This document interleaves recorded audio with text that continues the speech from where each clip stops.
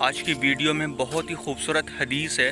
محمد صلی اللہ علیہ وسلم فرمایا کرتے تھے کہ جب اللہ تعالیٰ لوگوں سے محبت فرماتے ہیں تو ان کو مصیبتوں میں ڈال کر آزماتے ہیں، چنانچہ جو صبر کرتا ہے اس کے لیے صبر کا اجر لکھ دیا جاتا ہے، اور جو بے صبری کرتا ہے اس کے لیے بے صبری لکھ دی جاتی ہے، پھر وہ روتا ہی پیٹتا ہی رہ جاتا ہے۔ میرے پیارے دوستو، مسلمان کے لیے حکم ہے کہ وہ صبر کرے، اس کے اوپر کیسی بھی پریشانی آ جائے وہ اللہ کی رضا کے لیے صبر کرے۔ اللہ تعالیٰ اس کے گناہوں کو معاف کرتا ہے اور اس کی نیکیوں میں اضافہ کرتا ہے۔ صبر کا بدلہ جنت ہے، اور جنت میں ہر چیز ہوگی۔ صبر کرنے والا انسان اللہ تعالیٰ کی نظر میں بہت خوش نصیب ہے، بہت افضل ہے۔